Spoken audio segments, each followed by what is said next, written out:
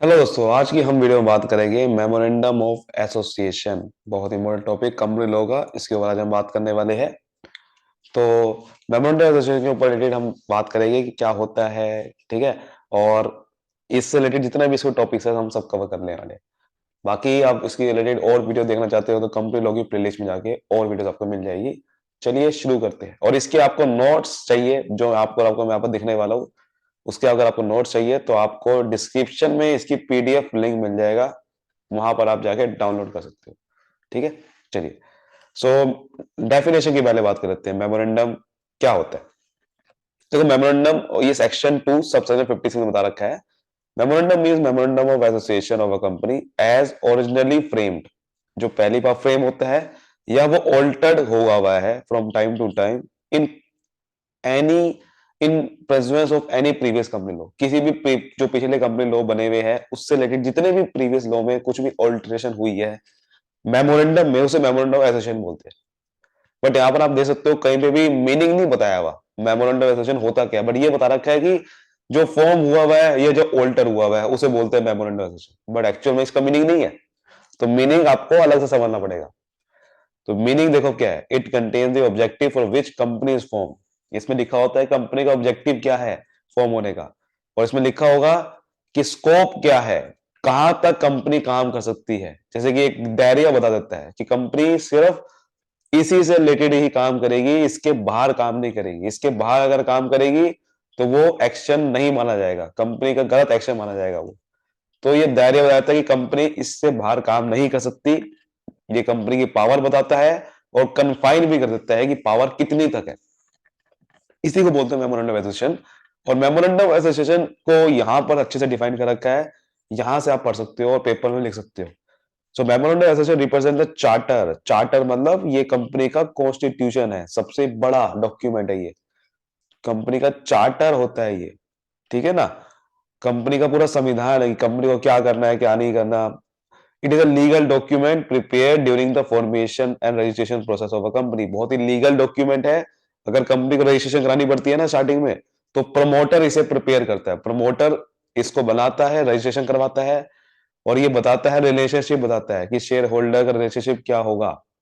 ठीक है, कि शेयर होल्डर जब आएगा तो उसको क्या क्या चीजें यहाँ पर देखनी होगी। इसमें देखो वही लिखा हुआ है, इट स्पेसिफाई द ऑब्जेक्टिव्स, जहां तक कंपनी काम कर सकती है।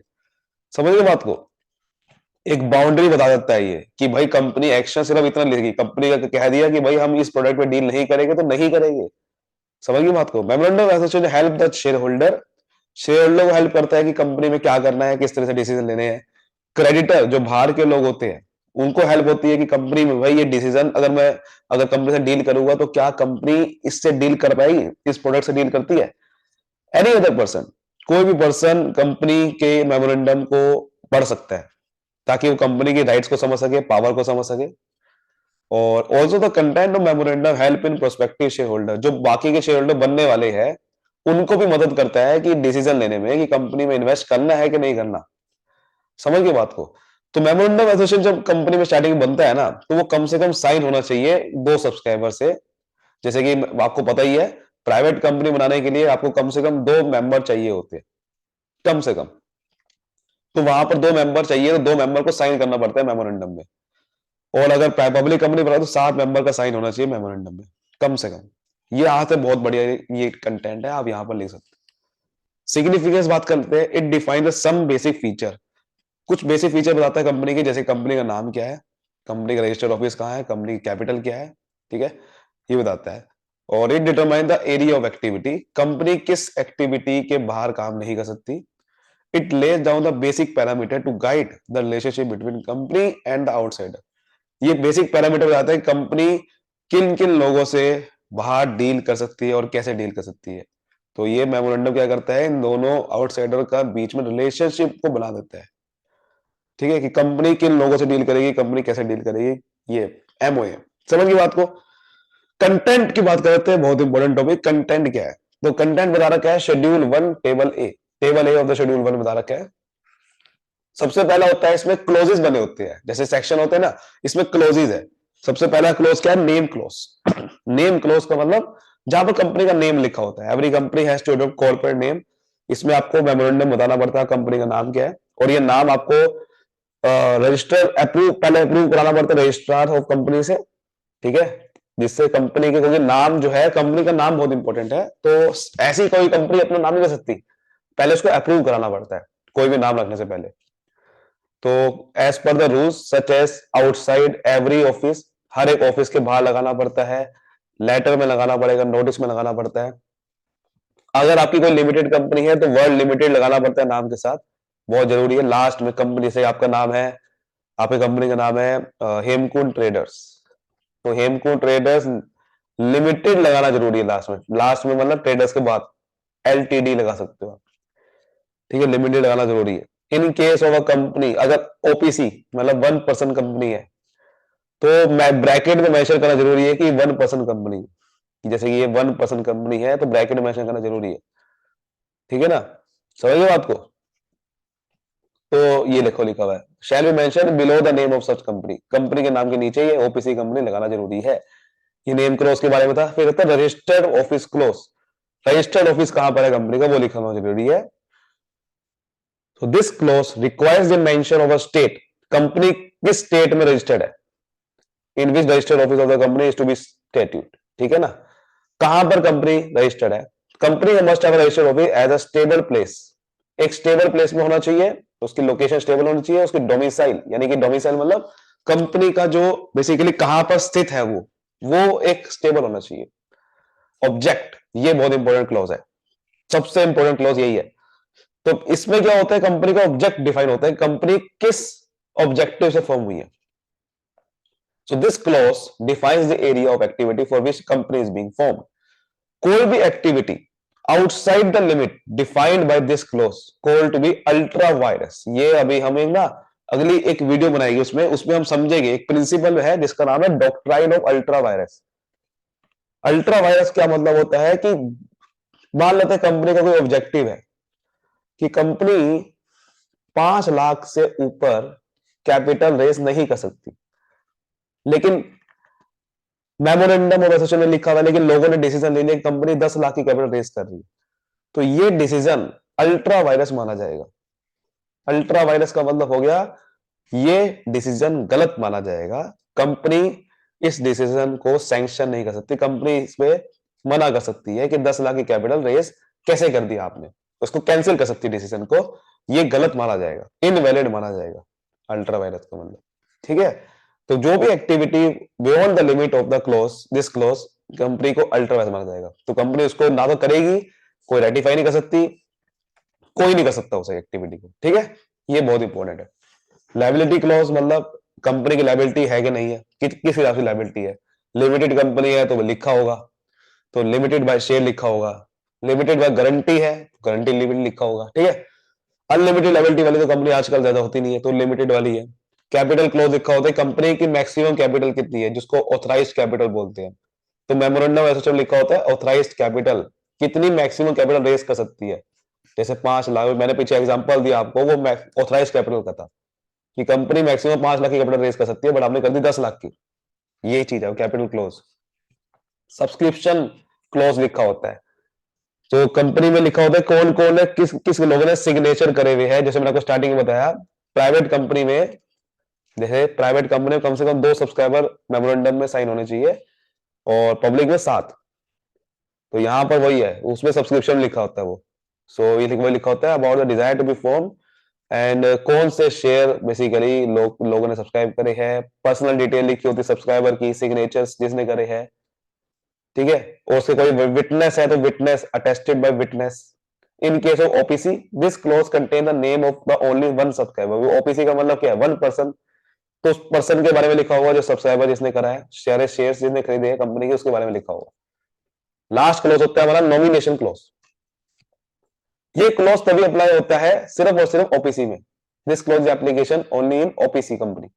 So this clause contain the name of some other person with a written consent. दूसरे पर्सन, कोई और पर्सन का रिटन कंसेंट इसमें लिखा होता है। नॉमिनेट का मतलब होता है दूसरा पर्सन, जो दूसरा पर्सन नॉमिनेट करते हैं सामने वाले को। तो नॉमिनेशन क्लॉज मतलब दूसरा कोई पर्सन एक पहले वाले पर्सन को नॉमिनेट कर रहा है, रिप्रेजेंट कर रहा है उसे, मतलब so he shall become member of the company in the event of subscriber death. जैसे एक पर्सन कंपनी बना रहा है, अब उसकी डेथ होगी, मान लो ए ने कंपनी बनाई, अब ए की डेथ होगी तो ए ने कहा कि नॉमिनेशन क्लोज बना देता हूं जिसमें बी का नाम आ गया, बी नॉमिनेट करेगा ए को, अगर ए की डेथ होगी तो बी मेंबर बन जाएगा ए की जगह, तो इसे बोलते हैं नॉमिनेशन क्लोज। समझ आ गई बात?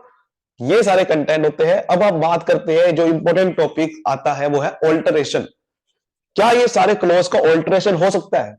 हो सकता है। जैसे ये सेक्शन हमने पहले भी पढ़ा था स्टार्टिंग में, 256 में क्या लिखा हुआ था कि कंपनी का मेमोरेंडम फ्रेम होता है या ऑल्टर्ड हो सकता है, तो ये ऑल्टर्ड हो सकता है। तो ये देखो ऑल्टरेशन सबसे पहले एक एक करके सेक्शन में समझने वाले। सबसे पहले है नेम क्लोज का ऑल्टरेशन। नेम क्लोज का ऑल्टरेशन कैसे हो सकता है? सो कंपनी नेम क्लोज का ऑल्टरेशन कर सकती है by the special resolution. Special resolution pass करना पड़ेगा, जनरल नहीं। एक स्पेशल रेजोल्यूशन तब पास करना पड़ता है जब आपको कुछ बहुत बड़ी अमेंडमेंट करनी पड़ती है। ठीक है, तो स्पेशल रेजोल्यूशन पास करना पड़ेगा with the approval, central government से अप्रूवल लेके, बिकॉज नेम बदलना बहुत बड़ी चीज है, तो सेंट्रल गवर्नमेंट से अप्रूवल लेके साइन करना पड़ेगा। Signified in writing, changing writing में बता के। इफ अ कंपनी, अगर लेकिन कंपनी डिफॉल्ट कर देती है, ठीक है, so if the company makes default in complying with any direction given by government, लेकिन अगर कंपनी इसमें कोई डिफॉल्ट कर देती है जो गवर्नमेंट ने डायरेक्शन कहा थी, तो फिर वो नेम क्लोज आपका नहीं माना जाएगा, आपका नेम चेंज नहीं होगा। तो नेम चेंज करने से पहले आपको बहुत सारी चीजें ध्यान रखनी पड़ती है, ठीक है।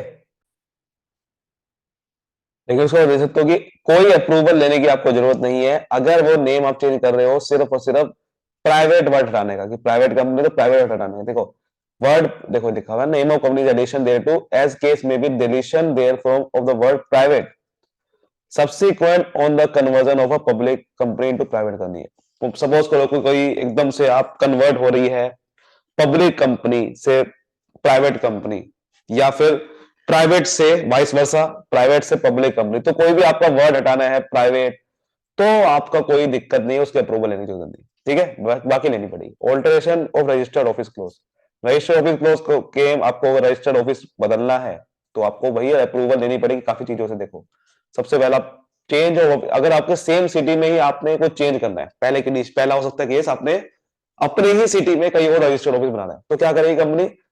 Company can make a change in registered office with the local limits of the same city, town, village, इसी के अंदर रेजोल्यूशन पास करना पड़ेगा आपको बोर्ड ऑफ डायरेक्टर से, और वो आपको चेंज को रजिस्ट्रार के नोटिस में डाल, नोटिस आपको भेजना पड़ेगा रजिस्ट्रार को विद इन 30 डेज। ये 30 दिन के अंदर, जब आपने वो रजिस्ट्रेशन पास किया उसके 30 दिन के अंदर आपको रजिस्ट्रार को ये इंफॉर्मेशन देनी पड़ेगी जो उस स्टेट का है। दूसरा हो सकता है चेंज फ्रॉम, आप एक सिटी से दूसरी सिटी में जा रहे हो लेकिन एक ही स्टेट के अंदर, तो उसका क्या करना पड़ेगा? तो थोड़ी कंडीशन बढ़ जाएगी। A change in registered office from with in the same state will require the passing of special resolution. पहले आपको स्पेशल नहीं चाहिए रेजोल्यूशन, लेकिन अब आपको स्पेशल रेजोल्यूशन चाहिए, और जनरल मीटिंग में स्पेशल रेजोल्यूशन पास करना पड़ेगा, उसकी कॉपी रजिस्ट्रार को भेजनी पड़ेगी विद इन 30 डेज के अंदर। फिर तीसरा केस आ सकता है कि अगर आपने स्टेट बदल दी है, आप दूसरी स्टेट के अंदर रजिस्टर ऑफिस बनाना है, तो फिर आपको देखो क्या करना पड़ेगा। The office is shifted to new state, address is notified to new registrar. अब आपको न्यू रजिस्ट्रार को इन्फॉर्मेशन भेजनी पड़ेगी। देखो पुराने वाले को तो भेजनी पड़ेगी यहाँ पर कि हम ऑफिस बदल रहे हैं, साथ में आपको न्यू रजिस्ट्रार यानी कि जो दूसरी स्टेट का है, तो हर स्टेट में रजिस्टर होता है, दूसरी स्टेट वाले को रजिस्टर भेजनी पड़ेगी 30 डेज के अंदर कि हम ऑफिस शिफ्ट कर रहे हैं अपना। समझ रहे बात को? तो पहले वाले को तो भेजनी है, दूसरे वाले को भी भेजनी है, तो इस तरीके से होता है। फिर ऑब्जेक्ट क्लोज में अगर आपको चेंज करना तो क्या करना पड़ेगा? कंपनी कैन ऑल्टर इस object close but since it is a very vital close, सबसे बड़ा क्लोज है क्योंकि ये, तो उसको चेंज करना इतना आसान काम नहीं है ऑब्जेक्ट को, तो कंपनी को क्या करना पड़ेगा? स्पेशल रेजोल्यूशन पास करना पड़ेगा जनरल मीटिंग में, और वो स्पेशल रेजोल्यूशन रजिस्ट्रार को 1 मंथ के अंदर आपको उसकी प्रिंटेड कॉपी को फाइल करना पड़ेगा, तब जाके ऑब्जेक्ट क्लोज हो सकता है ऑल्टरेशन। लेकिन ऑल्टरेशन जो है वो बहुत ही ये डिफिकल्ट क्लोज होता है, सबसे ज्यादा मुश्किल क्लोज, ऐसा क्वेश्चन आ सकता है सबसे ज्यादा मुश्किल क्लोज कौन सा होता है ऑल्टरेशन करना? वो ही है, क्योंकि ऑब्जेक्ट को कंपनी नहीं बदल सकती, ये बहुत ही सोच समझ करना पड़ता है। कंपनी अपने सारे ऑब्जेक्टिव को एकदम से नहीं बदल सकती, ठीक है ना, कुछ उसमें ऑल्टरेशन कर सकती है सिर्फ। ऐसा नहीं है कि बिल्कुल ही एकदम से आपकी कंपनी कॉस्मेटिक काम कर रही थी एकदम से बदल दिया काम पूरा का पूरा, ये बहुत मुश्किल होता है ऐसा बदलना, ठीक है ना। फिर लायबिलिटी क्लोज में ऑल्टरेशन करना है, वो भी हो सकता है। लायबिलिटी कंपनी अपनी बढ़ा सकती है, जैसे ऑथराइज कैपिटल। लायबिलिटी क्लोज का मतलब क्या है? अपना वो लायबिलिटी जो है अपनी बढ़ा भी सकती है, कम भी कर सकती है।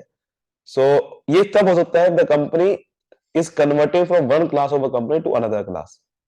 जैसे company of any class registered under the act by the alteration of memorandum, if the company, अगर कोई कंपनी बदलना चाहती है अपनी एक क्लास से दूसरी क्लास में, यानी कि कंपनी क्या करना चाहती है, एक लायबिलिटी जो कंपनी है वो शेयर से थी और कंपनी गारंटी में लायबिलिटी करना चाहती है। लायबिलिटी में गारंटी भी होती है ना, कि गारंटी दे देंगे हम आपको।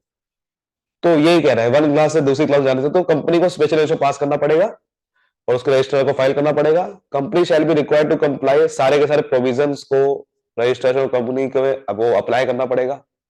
रजिस्ट्रार जो है सारा कुछ देख के अगर उसको समझ लगता है, सही लगता है, तो वो क्या करेगा, company then the register shall register all the document file for registration, re registration.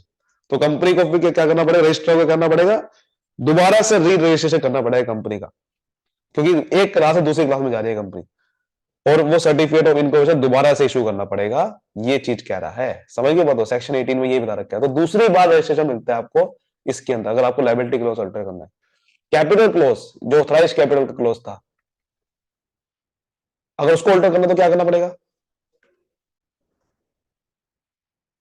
ठीक है। तो ऑथराइज कैपिटल क्लोज को कैसे अल्टर कर सकते हैं, बड़ा सिंपल सा है। कोई भी अल्टरेशन आपको करना है तो कोई भी, जैसे कि इंक्रीज करना है, रिडक्शन करना है, रीऑर्गेनाइजेशन करना है। रीऑर्गेनाइजेशन का मतलब होता है कि जैसे कि शेयर को कन्वर्ट करना है स्टॉक में, ये डिवेंचर्स में, फलाना ढिकाना कुछ भी करना है तो वो ऑथराइज कर सकते हैं। बड़ा सिंपल सा आपको क्वेश्चन करना होता है। इसके लिए ना आपको एक पूरा का पूरा एक चैप्टर, इसके लिए ना एक एक अलग से टॉपिक है, उसमें हम डिटेल में पढ़ेंगे इसको। ऑल्टरेशन ऑफ शेयर कैपिटल, वो एक टॉपिक है, उसमें हम इसमें डिटेल में पढ़ेंगे कि कैसे होता है, ठीक है ना। वो एक टॉपिक को हम अलग से कवर करेंगे, इसमें हम नहीं कर सकते वो कवर। तो आज के लिए बस इतना ही, इसके ऊपर भी वीडियो बनेगी, टेंशन लेने की जरूरत नहीं है। तो मिलते हैं फिर अगली वीडियो, तब तक bye bye, thank you so much.